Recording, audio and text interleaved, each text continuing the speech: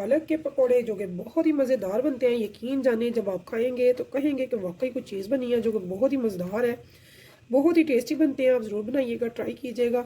इसको खाइएगा दही के रायते के साथ या फिर खाएं केचप के साथ, जो भी आपको पसंद हो। तो यकीन जाने बहुत टेस्टी है।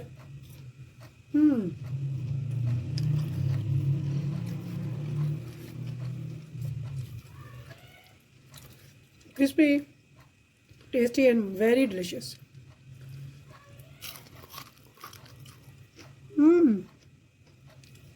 Very nice. बगैर किसी रायते के केचप के भी ये बहुत डिलिशियस है।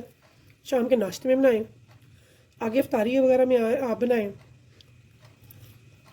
बहुत ज़बरदस्त है। तो अगर आपको पसंद है मेरी आलू गोभी पालक के पकौड़ों की रेसिपी तो चलते हैं रेसिपी की तरफ। यकीन जाने पेट भरेगा, नींद नहीं भरेगी, इतने मज़े के बने। बिस्मिल्लाहिर्रहमानिर्रहीम, अस्सलाम वालेकुम। तो कैसी है मेरी प्यारी यूट्यूब फैमिली। तो यहाँ पे मैंने ले ली है गोभी। तो गोभी के ये फूल देखिए मैंने ऐसे कट कर लिए हैं। तो इनके सिर्फ फ्लावर मैंने लिए हैं फूल गोभी के, तो बाकी का जो एरिया होता है वो मैंने नहीं लिया है। तो यहाँ पे हमने इस पर खुला पानी डालना है ताकि इसे हम अच्छे से बॉयल कर सकें।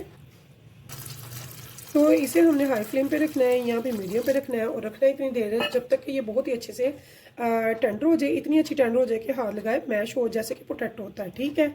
तो अब ये देखिए जी, हमारी गोभी जो है बहुत ही अच्छे से ये देखिए मैश हो चुकी है, ये टेंडर हो चुकी है, हाथ लगाए मैश हो रही है। इसे हमने बॉयल करने के बाद एक स्ट्रेनर में निकाल के अच्छे से ड्राई कर लिया।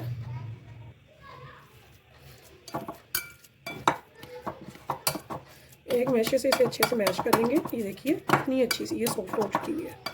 तो बहुत ही मज़ेदार से टेस्टी से आज बनाएंगे हम पकौड़े गोभी के, जो कि बहुत ही शानदार बनते हैं। तो यहाँ पे मैंने एक ले लिया है आलू। आलू को मैंने पील ऑफ कर लिया, वॉश कर लिया। अब करूँगी ग्रेट मोटी वाली साइड से।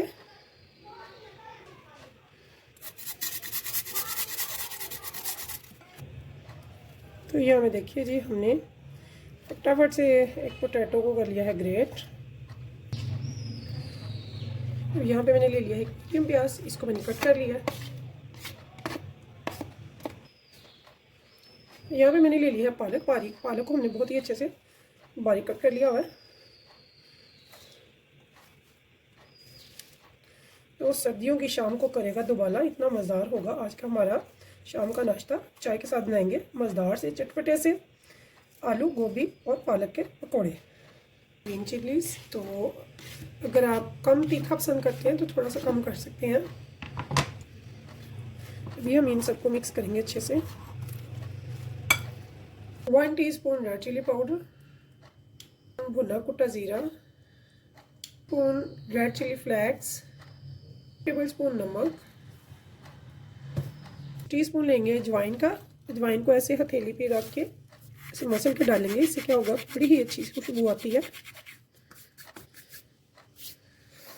साबुत खुश्क धनिया, इसे भी हम हथेली पे मसल के डालेंगे।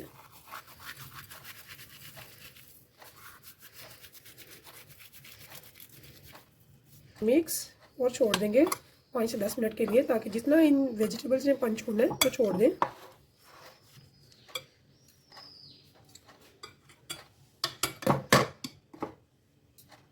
तो यहाँ पे हमने इसके लीड उतार के देखते हैं। ये देखिए बहुत ही अच्छे से इन वेजिटेबल ने जो पानी छोड़ना था छोड़ दिया, काफ़ी सॉफ्ट हो चुकी हैं। बड़ी ही मज़ेदार सी खुशबू आ रही है इनमें से, यकीन जाने। तो जब ये बनेगी तो बहुत ही टेस्टी बनती है, आप ज़रूर ट्राई कीजिएगा। मेरी तमाम बहनें बेटियाँ, वो जो न्यू ली हैं किचन में, जिनको पसंद है नई नई अच्छी अच्छी रेसिपीज़ बनाना, सिंपल सी लो कॉस्ट टेस्टी सी जल्दी से बनने वाली, तो वो मेरी रेसिपीज़ को ज़रूर ट्राई करें।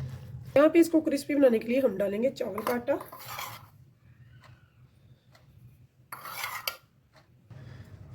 तो 3 टेबलस्पून मैंने ले लिया है बेसन और 3 टेबलस्पून ले लिया है चावल का आटा। और 3 इसमें पानी बिल्कुल भी ऐड नहीं करना है, क्योंकि सब्जियों का अपना काफ़ी पानी होता है जो उन्होंने छोड़ा हुआ है, उसी में ये हमेज़ा बनकर रेडी होगा। तो व्यूअर्स, मैंने ले लिया है मस्टर्ड ऑयल। तो मस्टर्ड ऑयल में कभी आप फ्राई करके देखिए, बहुत ही मज़े के लगते हैं। शेप आप अपनी पसंद की चूज़ करें। तो मैंने शेप में मैं बना रही हूँ रेक्टेंगल शेप। तो अगर आपको सिंपल पसंद हो, जैसे कि हम आम पकौड़े बनाते हैं, तो आप वैसे भी बना सकते हैं। तो मस्टर्ड ऑयल में ज़रूर ट्राई कीजिएगा, बहुत मज़े के लगते हैं, बहुत ही मज़े के बनते हैं।